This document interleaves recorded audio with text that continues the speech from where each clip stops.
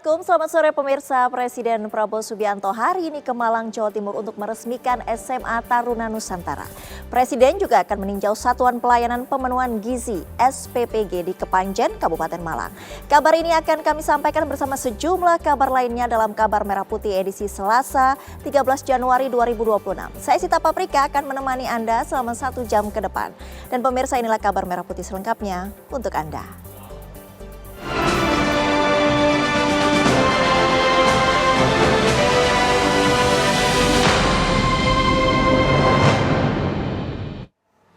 Kita mulai kabar pertama, Presiden Prabowo Subianto hari ini ke Malang, Jawa Timur untuk meresmikan SMA Taruna Nusantara. SMA Taruna Nusantara cabang Malang ini merupakan bagian dari SMA Taruna Nusantara yang berpusat di Magelang, Jawa Tengah. SMA Taruna Nusantara di Malang dibangun sejak akhir 2023 lalu. Dan saat ini menampung 240 siswa tahun ajaran 2025-2026.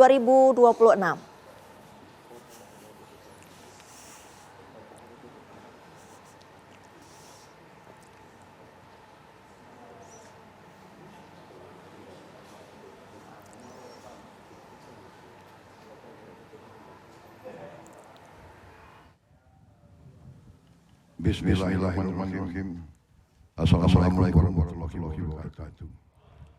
Selamat siang, salam sejahtera bagi kita sekalian. Saudara-saudara sekalian,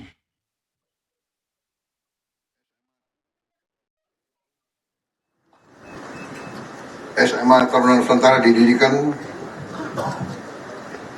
sekian puluh tahun yang lalu dengan maksud untuk mencari putra-putri bangsa Indonesia yang memiliki kapasitas akademis yang unggul untuk dibina, diberi kesempatan yang terbaik sehingga dapat meraih ilmu pengetahuan dengan cepat dan pada ujungnya dapat menjadi kader bangsa yang berguna. Pembangunan suatu bangsa terletak kepada kemampuan bangsa itu untuk meraih ilmu pengetahuan dan teknologi.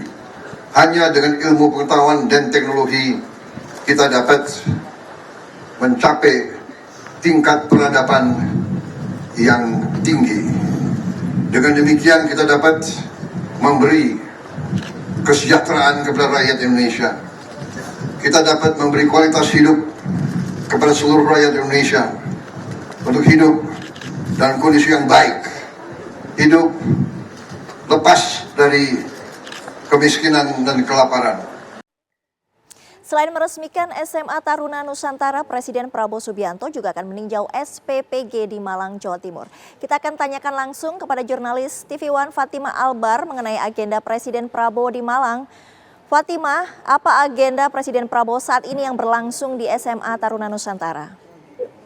Ya, Sita dan juga pemirsa, kalau tadi Presiden Prabowo Subianto sudah meresmikan SMA Taruna Nusantara di Malang, ini agenda dilanjutkan di mana Presiden Prabowo Subianto meninjau fasilitas-fasilitas yang ada di SMA Taruna Malang ini, tempat saya melaporkan saat ini, di mana memang saat ini Presiden Prabowo Subianto mengecek fasilitas laboratorium dan berbincang langsung kepada para siswa-siswi SMA Taruna Malang. Karena memang Sita, SMA Taruna Nusantara Kampus Malang juga baru saja menerima ini sekitar 240 siswa baru di tahun ajaran 2025-2026. Jadi memang untuk SMA Taruna Nusantara Malang ini baru saja menerima siswa-siswi barunya dan bisa langsung berkegiatan bersekolah di SMA Taruna Nusantara Malang. Dan selain itu, kita memang setelah meninjau fasilitas terhadap komputer, juga Presiden Prabowo Subianto akan mengecek fasilitas-fasilitas lainnya seperti perpustakaan, kemudian juga asramanya, karena memang SMA Taruna Nusantara ini terintegrasi begitu. Dan juga disampaikan tadi juga turut dihadiri sejumlah menteri-menteri yang memang tergabung ataupun alumni dari SMA Taruna Nusantara. Jadi juga tadi disampaikan langsung oleh Presiden Prabowo Subianto bahwa harapannya dikembangkan kembali adanya SMA Taruna Nusantara ini di seluruh Indonesia sehingga bisa menciptakan masyarakat Indonesia yang berpendidikan dan lebih baik lagi, dan juga menciptakan tingginya kualitas dari pendidikan di Republik Indonesia.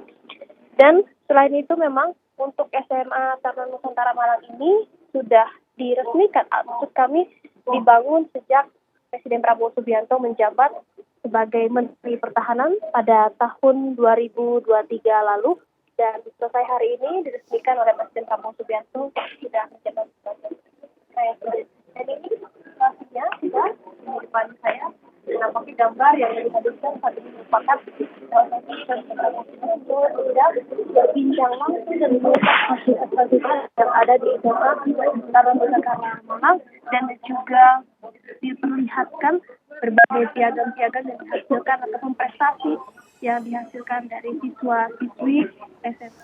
Terima kasih Fatima Albar atas laporannya dari Kabupaten Malang, Jawa Timur. Kita tahu Presiden Prabowo Subianto baru saja meresmikan SMA Taruna Nusantara Kampus Malang yang berada di Kecamatan Pagak, Kabupaten Malang, Jawa Timur. SMA Taruna Nusantara Kampus Malang ini merupakan bagian dari SMA Taruna Nusantara yang berada di Magelang, Jawa Tengah. Dengan sekolah yang memiliki luas 30 hektar tersebut, SMA Taruna Nusantara Kampus Malang memiliki sejumlah fasilitas seperti fasilitas olahraga, asrama, hingga perpustakaan. Kita ke informasi selanjutnya. Presiden Prabowo Subianto sepanjang hari Senin kemarin melakukan kunjungan kerja ke Kalimantan. Di Kalimantan, Presiden Prabowo meresmikan 166 sekolah rakyat.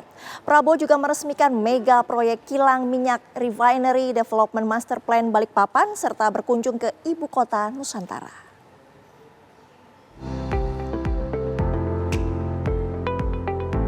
Presiden Prabowo Subianto melakukan kunjungan kerja ke Banjarbaru, Kalimantan Selatan untuk meresmikan 166 sekolah rakyat yang tersebar di 34 provinsi di Indonesia. Peresmian ini digelar di Sekolah Rakyat Terpadu 9 Banjarbaru yang dipilih secara simbolis mewakili operasional sekolah rakyat lainnya. Sekolah rakyat merupakan sekolah yang dicanangkan Presiden Prabowo Subianto dengan tujuan menjangkau anak-anak dari keluarga terpinggirkan dan kurang mampu. Setelah meresmikan 166 sekolah rakyat, Presiden Prabowo Subianto menuju ke Balikpapan, Kalimantan Timur. Prabowo meresmikan mega proyek kilang minyak Pertamina di Balikpapan. Proyek dengan nilai investasi 123 triliun rupiah ini menjadi kilang terbesar di Indonesia dan digadang-gadang menjadi tulang punggung kemandirian energi nasional. Proyek strategis nasional ini merupakan modernisasi kilang existing yang akan meningkatkan kapasitas pengolahan minyak mentah hingga 360.000 barel per hari.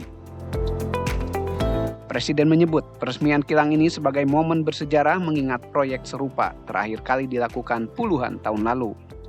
Saya Prabowo Subianto, Presiden Republik Indonesia, dengan ini meresmikan infrastruktur energi terintegrasi Pertamina RDMP Balikpapan.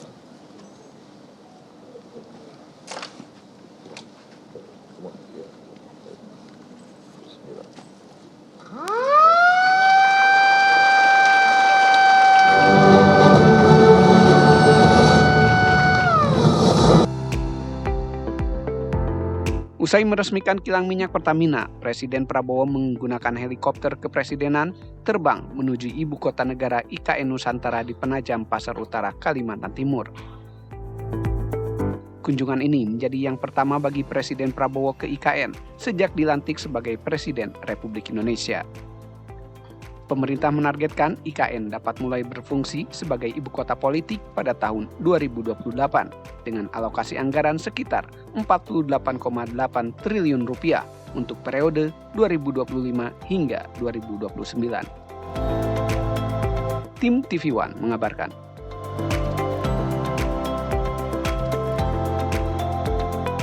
Ketua PMI Yusuf Kala memantau proses pembersihan pasca bencana di Sumatera. Sesaat lagi usai jeda.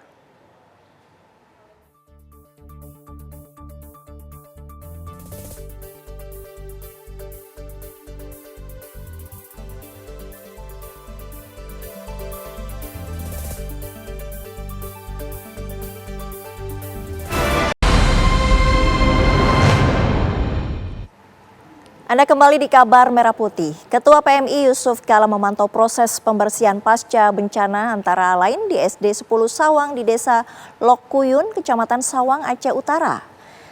Selain sarana sekolah, PMI juga menyoroti pembersihan rumah ibadah karena bulan Ramadan segera tiba. Selain membantu pembersihan, PMI datang membawa bantuan buku, perlengkapan sekolah, dan juga ibadah.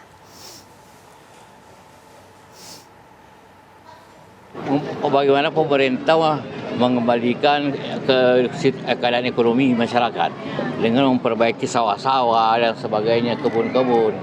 Itu karena di situ intinya nanti jangka panjang. Bagaimana kembali normal keadaan ekonomi masyarakat. Ada yang mau disampaikan untuk masyarakat Aceh, Pak? Apa? Apa yang mau disampaikan, Pak? Ya, mari kita kerjasama gotong royong untuk memperbaiki lingkungan, membersihkan lingkungan, kemudian bekerja seperti biasa untuk jangka panjang. Pemerintah Kabupaten Aceh Tamiang bersama Dewan Perwakilan Rakyat Kabupaten DPRK Aceh Tamiang menggelar rapat paripurna perdana pasca banjir bandang dan tanah longsor yang melanda daerah tersebut pada akhir November 2025. Rapat paripurna ini dihadiri Wakil Bupati Aceh Tamiang Ismail, unsur pimpinan DPRK serta seluruh anggota Dewan. Bupati Aceh Tamiang tidak hadir dalam rapat ini karena masih fokus menangani penanggulangan bencana serta mendampingi kunjungan pemerintah pusat di wilayah terdampak. Dalam paripurna tersebut, 2 agenda utama dibahas, diantaranya penyampaian pendapat akhir fraksi-fraksi DPRK terhadap rancangan anggaran pendapatan dan belanja Kabupaten Aceh Tamiang tahun 2026, serta penandatanganan nota kesepakatan bersama antara Pemkab dan DPRK terkait langkah penanganan dan pemulihan pasca banjir bandang.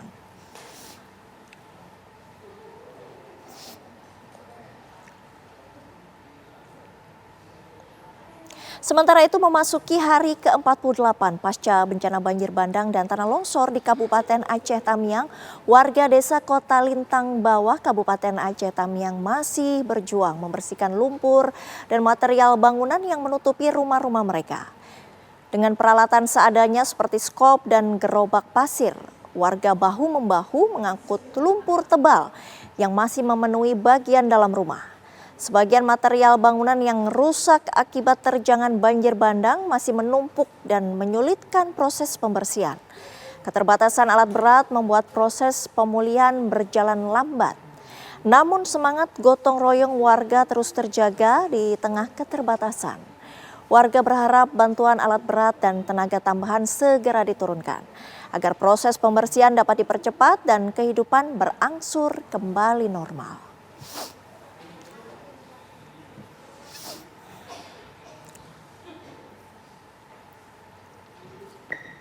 Lantas bagaimana penanganan pasca bencana di Sumatera? Kita tanyakan kepada rekan Ikra Anggana yang berada di Aceh Tamiang.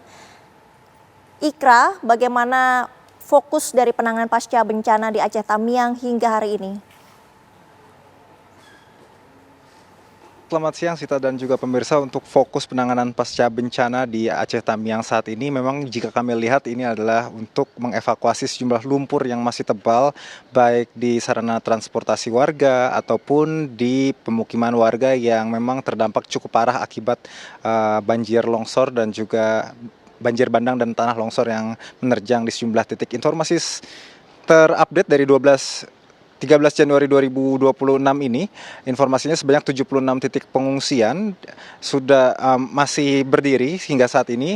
Dari kemarin kalau dari tanggal 9 Januari 2026 ini infonya ada 126 titik, artinya sudah lebih banyak titik pengungsian yang sudah berhasil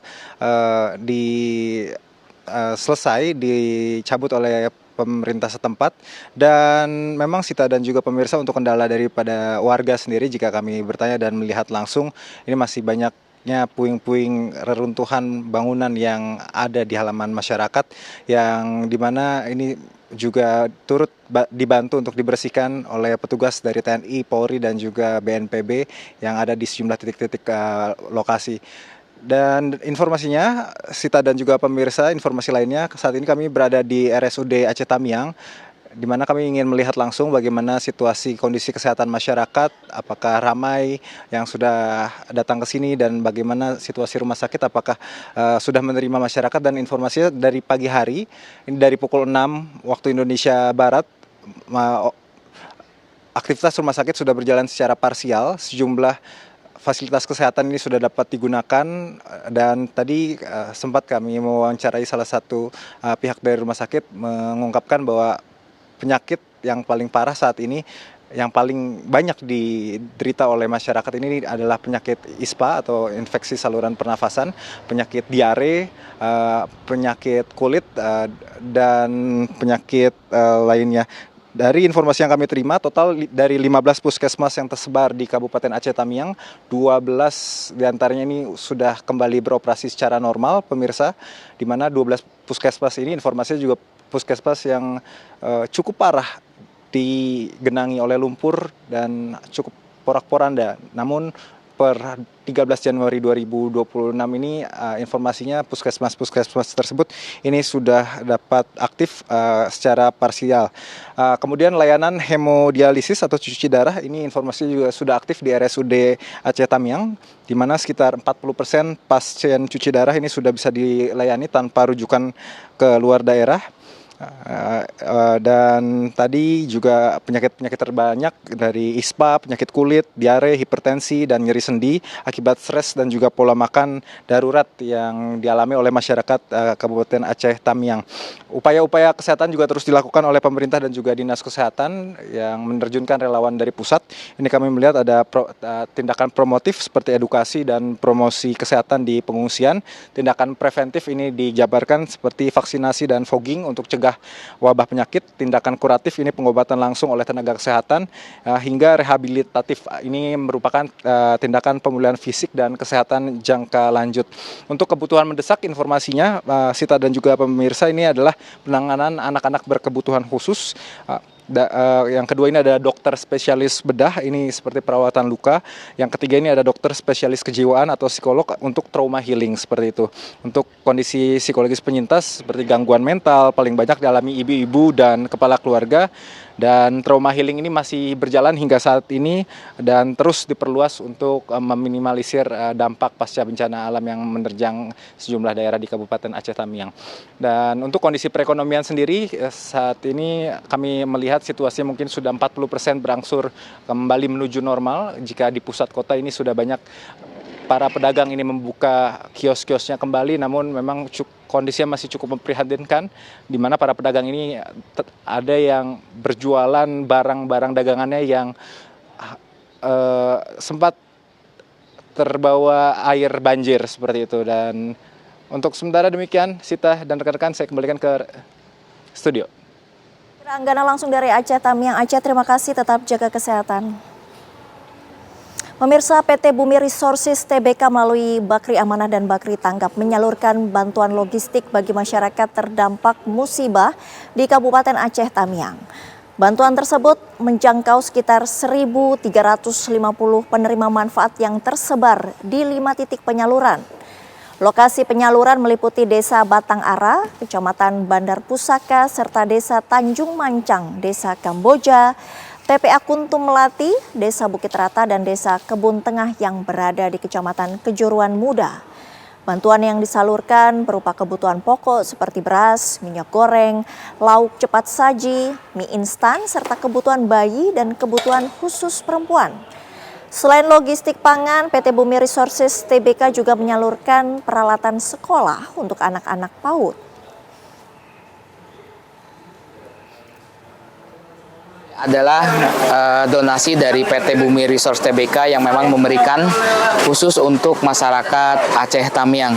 Mudah-mudahan apa yang sudah diberikan bermanfaat untuk warga dan perusahaan khususnya Bumi Resource Tbk akan semakin maju. Terima kasih. Terima kasih banyak kami kepada PT Bumi ini tidak terhingga, sehingga bantuan ini nanti kami serahkan kepada masyarakat kami yang berdomisili di Simpang Kanan, dan juga mungkin ada desa tetangga tadi yang membantu. Mudah-mudahan menjadi berkah bagi kami pada bantuan malam hari ini. Mungkin itu saja yang saya ucapkan. Ribuan terima kasih. Assalamualaikum warahmatullahi wabarakatuh. Kabar dari rapat paripurna DPR RI pembukaan masa persidangan 3 tahun sidang 2025-2026 akan kami hadirkan sesaat lagi.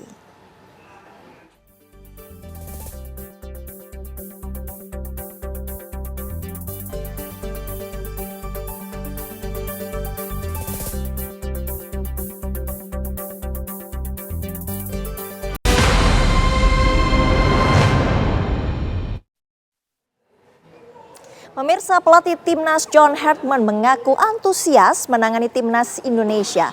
John berjanji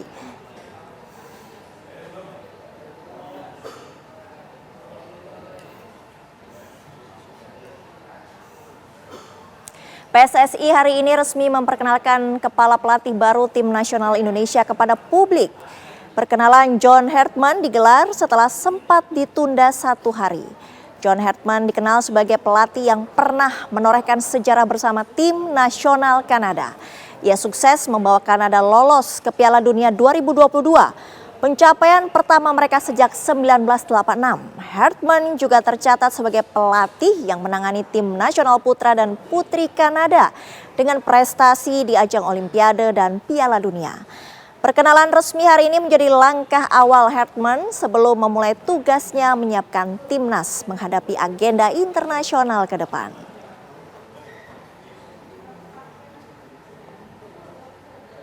Here now in Indonesia, I have to breathe. I have to take it in, get excited for what this is, and then get to work.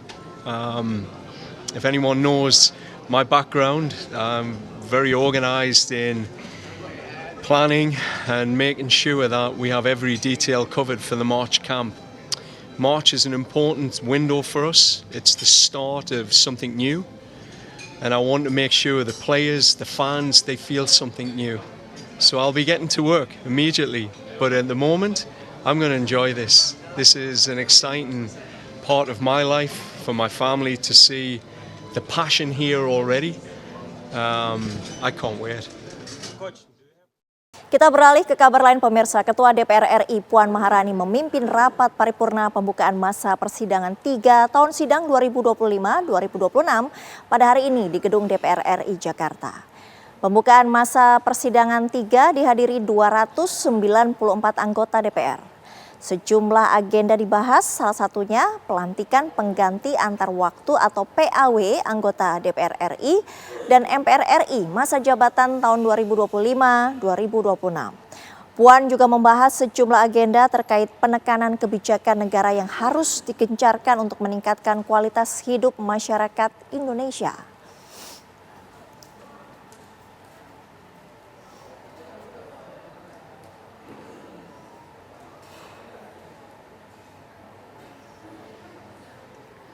Informasi terkini dari Gedung Wakil Rakyat Senayan Jakarta akan disampaikan oleh Alvin Saputra. Alvin, bagaimana jalannya rapat paripurna? Apakah masih berlangsung hingga siang hari ini?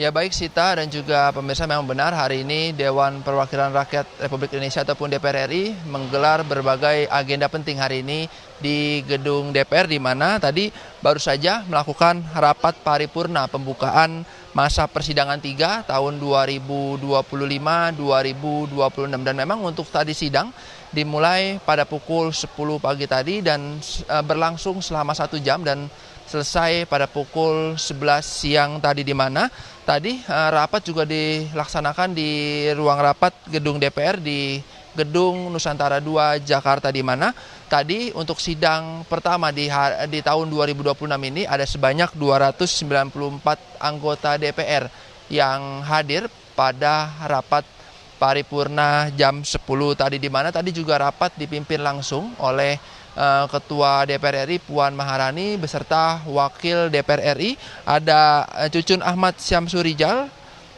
ada Saan Mustafa, dan juga ada Adis Kadir, di mana untuk agenda hari ini tadi Puan Maharani juga sempat berpidato di sidang pembuka masa persidangan 3 tahun 2025-2026.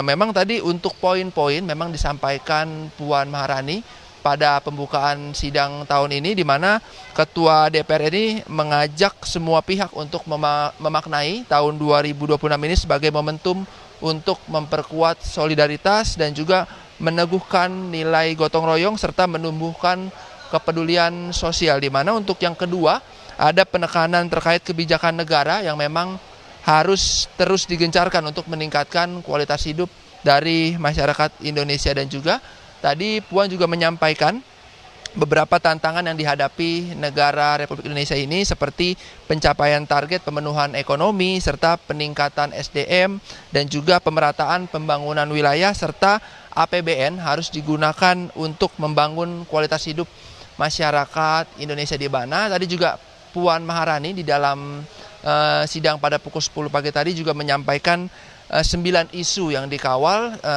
mungkin seperti ketersediaan BBM dan juga listrik serta bahan pangan pasca terjadinya bencana di Sumatera dan juga wilayah lainnya, serta evaluasi pelaksanaan transportasi selama Natal dan juga Tahun Baru, serta tadi juga ada pelantikan pengganti antar waktu ataupun PAW anggota DPR tahun jabatan 2024 serta 2029. Sementara Sita untuk informasi kembali ke studio. Langsung dari gedung DPR RI Senayan Jakarta, terima kasih. Pemirsa, kabar dari cuaca buruk yang melanda wilayah Jabodetabek akan kami hadirkan sesaat lagi. Tetaplah di Kabar Merah Putih.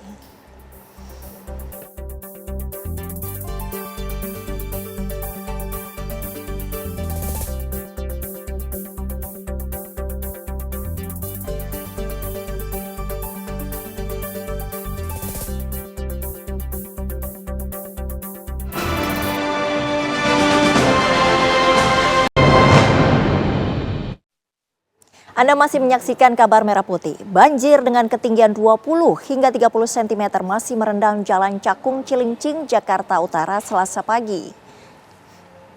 Dari gambar udara terlihat arus lalu lintas kendaraan roda 2 maupun roda 4 hingga kendaraan besar yang melintas di Jalan Cakung Cilincing, Jakarta Utara tersendat karena pengendara harus menurunkan laju kecepatan. Aktivitas warga yang akan bekerja terganggu dan mengakibatkan waktu tempuh menuju kantor mereka menjadi lebih lama. Ruas Jalan Raya Cakung Cilincing kerap digunakan pengguna jalan dari Jakarta Timur maupun Bekasi, Jawa Barat untuk menuju Jakarta Utara sebagai jalur utamanya. Warga berharap pemerintah dapat segera mengatasi banjir agar tidak merendam kembali apabila hujan deras mengguyur kawasan tersebut.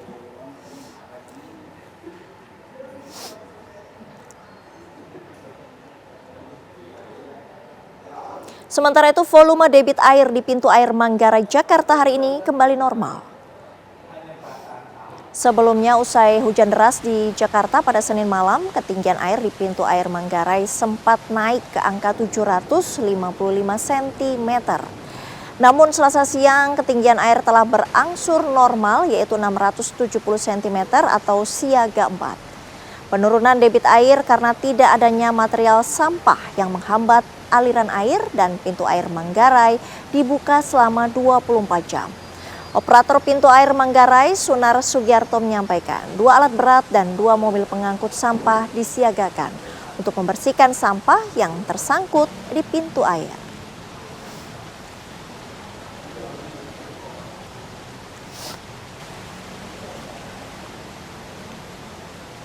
Pemirsa, hari kedua pasca cuaca ekstrim yang terjadi di wilayah Jabodetabek. Genangan air masih terlihat di kilometer 31 arah Bandara Soekarno-Hatta. Wilayah ini memang titik terendah tol Sediatmo arah bandara dengan ketinggian air 20 cm. Dari 4 lajur, 2 lajur masih dapat dilintasi kendaraan, sementara lajur 1 dan 2 tergenang air. Petugas Jasa Marga dibantu Dinas PU mengerahkan 4 pompa air untuk menyedot genangan. Tidak terlihat adanya antrean kendaraan Sementara di Bandara Soekarno-Hatta pasca terjadi delay berkepanjangan, hari ini operasional Bandara Soekarno-Hatta berjalan normal. Ada pergerakan penumpang berjumlah 130.000, sementara pergerakan pesawat 1.106 penerbangan. Jakarta Air Traffic Service Center mencatat tidak ada pesawat yang mengalami keterlambatan atau divert mendarat di bandara terdekat karena jarak pandang masih di bawah 1.000 meter. Walaupun kondisi cuaca mendung dengan intensitas curah hujan sedikit.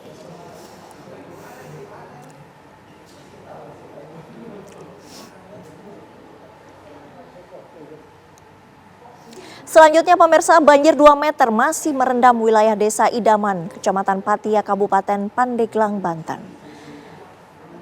Akibat luapan Sungai Cilemer, kini 60 kepala keluarga harus mengungsi di tempat ibadah. Untuk menyalurkan bantuan BPBD dan Tagana, Pandeglang harus menyusuri sungai dengan menempuh perjalanan 1,5 jam dengan jarak hampir 15 km.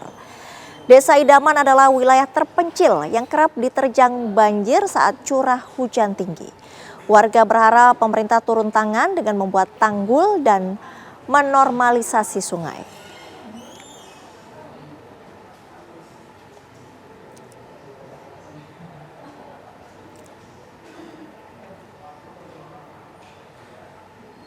Sementara itu banjir di Kecamatan Sungai Tabuk, Kabupaten Banjar, Kalimantan Selatan hingga kini belum surut.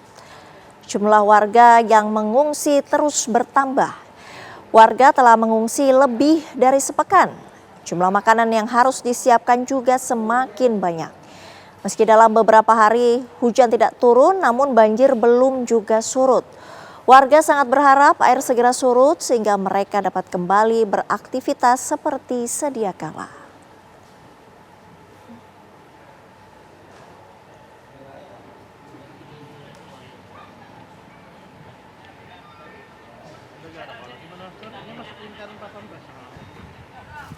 Kabar Merah Putih masih akan kembali usai jeda. Tetaplah bersama kami.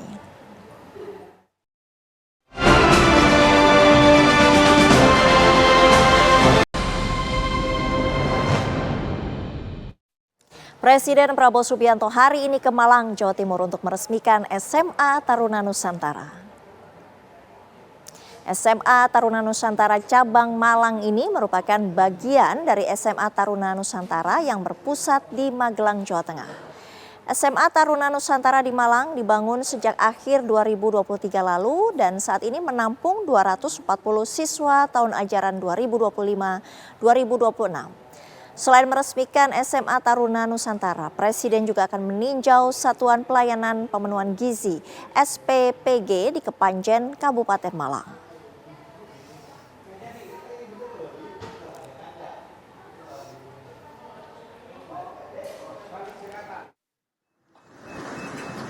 SMA Taruna Nusantara didirikan sekian puluh tahun yang lalu dengan maksud untuk mencari putra-putri bangsa Indonesia yang memiliki kapasitas akademis yang unggul untuk dibina, diberi kesempatan yang terbaik sehingga dapat meraih ilmu pengetahuan dengan cepat dan pada ujungnya dapat menjadi kader bangsa yang berguna.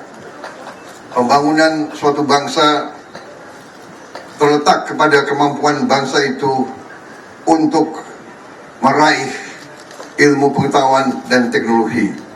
Hanya dengan ilmu pengetahuan dan teknologi kita dapat mencapai tingkat peradaban yang tinggi.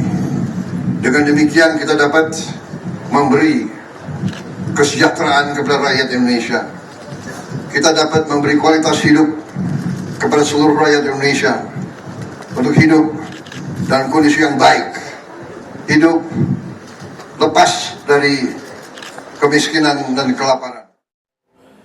Menteri Koordinator Bidang Infrastruktur dan Pembangunan Kewilayahan Agus Harimurti Yudhoyono menegaskan infrastruktur energi proyek Refinery Development Master Plan RDMP merupakan tonggak penting transformasi sektor energi nasional.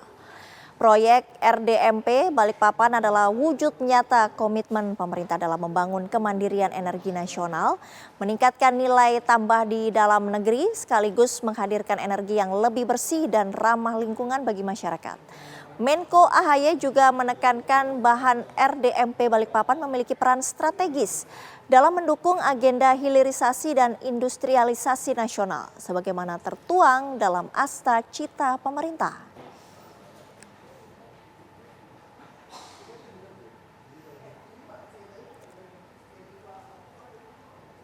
Informasi selanjutnya, Wakil Presiden Gibran Rakabuming Raka Senin sore menghadiri rapat koordinasi pariwisata di Kementerian Pariwisata Jakarta.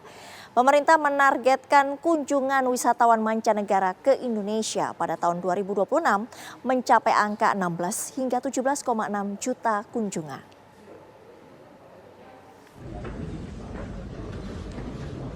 Wakil Presiden Gibran Rakabuming Raka menghadiri rapat koordinasi pariwisata di Kementerian Pariwisata Jakarta. Hadir pula Menko Bidang Perekonomian Airlangga Hartarto dan Menteri Pariwisata Widianti Putri Wardana. Pemerintah mentargetkan kunjungan wisatawan mancanegara ke Indonesia pada tahun 2026 mencapai angka 16 hingga 17,6 juta kunjungan. Target ini berdasarkan capaian positif sepanjang tahun 2025 hingga triwulan ketiga 2025. Sektor pariwisata menyumbang pendapatan sebesar 13,8 miliar dolar Amerika dengan total kunjungan mendekati 14 juta orang. Sedangkan pendapatannya diperkirakan antara 22 sampai dengan 24,7 miliar dolar Amerika dan kontribusinya bisa naik menjadi 4,5 sampai 4,7%. Usai mencapai target harus ada beberapa poin strategis, diantaranya akselerasi infrastruktur dan konektivitas antar bandara. Target di tahun 2025 ini diproyeksikan 15 juta ini tercapai. Dan di tahun 2026 targetnya 16 sampai dengan 17,6 juta kunjungan dan pendapatannya diperkirakan antara 22 sampai 24,7 miliar dan kontribusinya bisa naik menjadi 4,5 sampai 4,7%. Airlangga menambahkan menjelang Hari Raya Lebaran Idul Fitri, pemerintah juga mulai mempersiapkan program-program khusus, diantaranya menjaga daya beli dan minat bepergian masyarakat melalui pengelolaan harga tiket dan program belanja. Dari Jakarta, Asben Benef, TV One mengabarkan. Pemirsa, Presiden Prabowo Subianto sepanjang hari Senin kemarin melakukan kunjungan kerja ke Kalimantan. Di Kalimantan, Presiden Prabowo meresmikan 166 sekolah rakyat. Prabowo juga meresmikan mega proyek kilang minyak Refinery Development Master Plan Balikpapan serta berkunjung ke ibu kota Nusantara.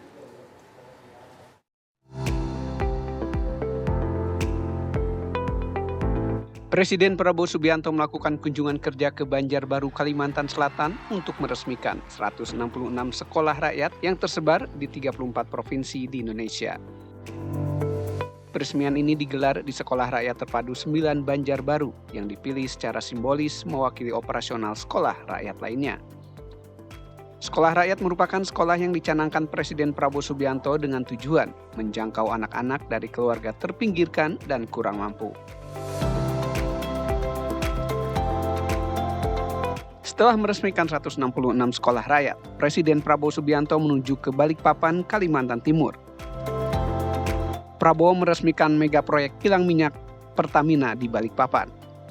Proyek dengan nilai investasi 123 triliun rupiah ini menjadi kilang terbesar di Indonesia dan digadang-gadang menjadi tulang punggung kemandirian energi nasional. Proyek strategis nasional ini merupakan modernisasi kilang existing yang akan meningkatkan kapasitas pengolahan minyak mentah hingga 360.000 barel per hari. Presiden menyebut peresmian kilang ini sebagai momen bersejarah mengingat proyek serupa terakhir kali dilakukan puluhan tahun lalu. Saya Prabowo Subianto, Presiden Republik Indonesia, dengan ini meresmikan infrastruktur energi terintegrasi Pertamina RDMP Balikpapan.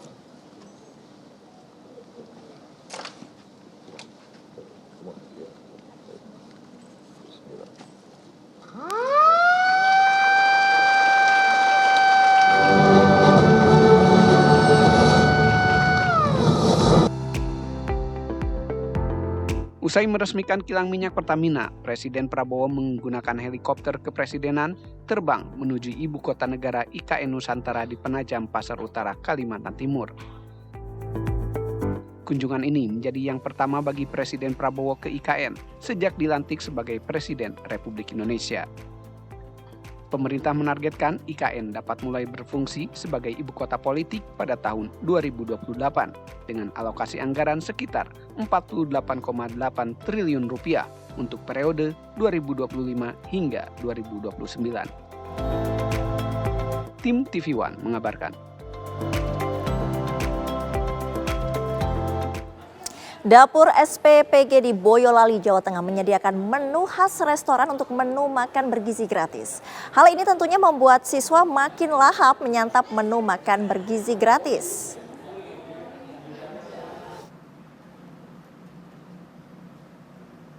Beginilah kesibukan para pegawai dapur SPPG di Ngemplak, Boyolali, Jawa Tengah. SPPG pertama di Indonesia ini sudah memenuhi standar SPPG yang dicanangkan oleh pemerintah. Tidak hanya itu, SPPG ini juga memanjakan penerima manfaat. Karena menu yang disediakan adalah menu restoran khas Solo. Salah satunya adalah ayam bakar. Dapur ini menyediakan lebih dari 100 menu baik tradisional maupun oriental. Bahan makanan seperti sayur, daging ayam, telur, serta berbagai bumbu masak harus dalam kondisi segar dan berkualitas baik. Hal itu dilakukan sebagai antisipasi pencegahan keracunan pada menu MBG. Kemudian untuk menunya sendiri kami sudah mempunyai kurang lebih 120 menu dengan varian tradisional dan oriental. Untuk makanannya sendiri kami benar-benar mengolah sendiri ya Pak ya. Jadi kami dengan mempertimbangkan angka kecukupan gizinya. Jadi tanpa MSG, tanpa pengawet dan juga bahan bakunya itu sudah aman kualitasnya dan kuantitasnya. Kemudian kami juga memproduksi kitchen equipment. Kualitas makanan menjadi prioritas bagi SPPG ini. Setiap hari sebelum didistribusikan, petugas ahli gizi selalu melakukan uji organoleptik, mulai dari aroma, rasa, hingga tekstur makanan untuk memastikan menu MBG yang akan didistribusikan terjamin mutunya. Dari Boyolali, Jawa Tengah, Agus Sabtono, TV One mengabarkan. Informasi tadi menutup kabar Merah Putih hari ini. Sesaat lagi Anda dapat menyaksikan berita utama kriminal bersama Ninda Febiola. Saya Sita Paprika pamit, terima kasih, sampai jumpa.